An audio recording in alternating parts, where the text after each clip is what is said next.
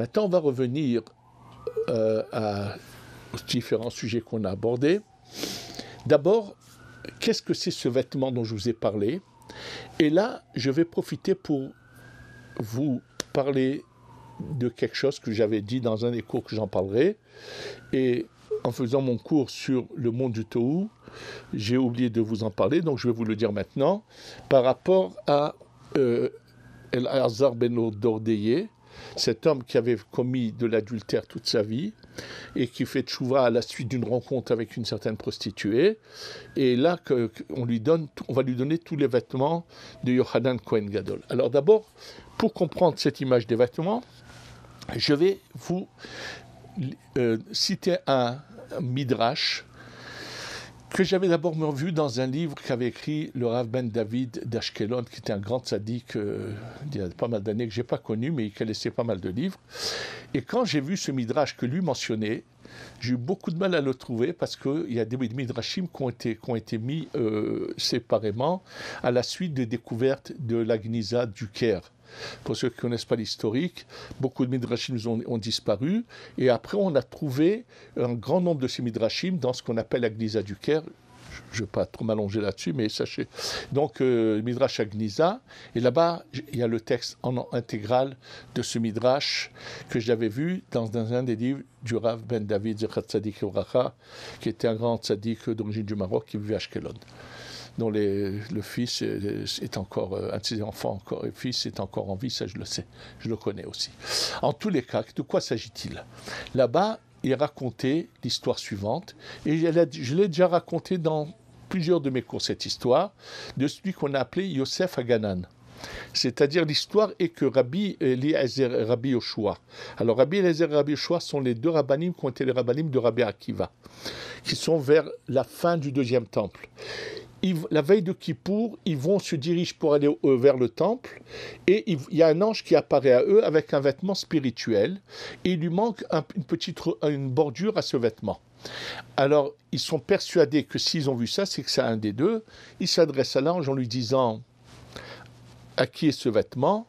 Et il leur répond « C'est pas vous, c'est Yosef Haganan, Yosef le jardinier de Ashkelon. » Et en bref, après Sukkot, ils décident d'aller là-bas. Ils vont, je vous dis très brièvement parce que ce serait long par rapport à tout ce qu'on a dit dans ce cours. Ils rencontrent ce fameux Yosef et ils le mettent au courant. Et finalement, grâce à sa femme, il va finalement compléter son vêtement. Ça veut dire que c'est ça le vêtement avec lequel il devait rentrer au Gan Eden. Donc, les vêtements, nous devons les confectionner pour être vêtus au Gan Eden. Maintenant, ce qui s'est passé, je vous ai dit, sur Eliezer ben Dordeye, qui a fauté toute sa vie, pas toute sa vie, puisqu'il n'a pas vécu longtemps, puisqu'il est mort à la suite de quand il s'est réveillé, il a fait tchouva, mais sans avoir pu pour autant accomplir les mitzvot. Et là, le Harizal dit, oui, mais comment il va rentrer au Gan Eden nu? Et on lui a donné toutes les mitzvot qu'avait fait Yochanan Kohen Gadol, qui à l'âge de 80 ans devient Tzedoki. C'est les Tzedokim, ce sont des gens qui n'acceptent pas toute la Torah. Et comme on va le voir dans un cours sur Sanhedrin qui sera bientôt en ligne, que celui qui refuse une partie de la Torah, il indigne d'apikoros, il perd tout. Bref. Alors, quelle est la raison à tout cela? Sachez une chose. Dans le cours sur le monde du Tohu, je vous ai expliqué qu'on a eu des épreuves, mais des épreuves spirituelles en tant qu'âme. Et on a tous été jugés avant de venir dans ces 6000 ans pour réparer. Dans ce jugement, il est évident qu'on a demandé à chacun pourquoi tu as fait ce que tu as fait. Alors il y en a un qui s'appelait qui était Eliezer ben Dordeye là-bas. Il a dit Akadosh Baruch Hu, je reconnais. J'ai été tordu. Je suis d'accord. Je sais que j'ai mal agi. Et tu m'as donné des chances, je n'ai pas su les prendre. Je te demande une chose. Redonne-moi encore une, peut-être. On lui dit d'accord, on va te redonner une chance, mais sache une chose. On va te renvoyer au point auquel tu es arrivé ici. Ça veut dire pervers, mauvais. Et on va voir si tu vas être capable on te donnera une chance à un moment donné, est-ce que tu vas savoir la prendre et sortir de cette perversité ou pas? Il y a un autre personnage qui finalement va être Yochanan Kohen Gadol. Lorsqu'on le juge, pourquoi tu as fait tout ça? Pourquoi? Mais on ne m'a pas aidé, on ne m'a pas donné la possibilité. Si on m'avait aidé, il se plaint, il n'arrête pas d'argumenter qu'on ne lui a pas donné de chance. Que si on l'avait aidé à arriver haut, il ne serait jamais tombé. Et il a des arguments apparemment qui tiennent un peu la route. On lui dit, tu sais quoi? On va t'envoyer dans le monde, on va te faire arriver au sommet. Mais quand tu seras au sommet, tu auras une épreuve.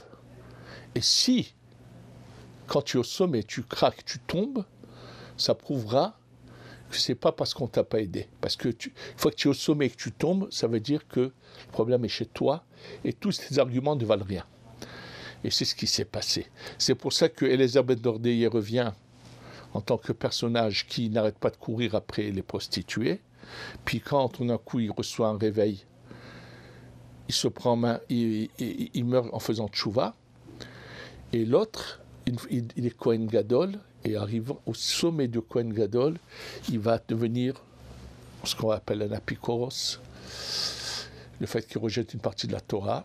Et donc, c'est pour ça qu'on lui reprend ses vêtements et qu'on va les donner à Eliezer ben Dordeye. Et ça, c'était juste pour répondre, pour vous dire ce que vous avez dit que j'expliquerai.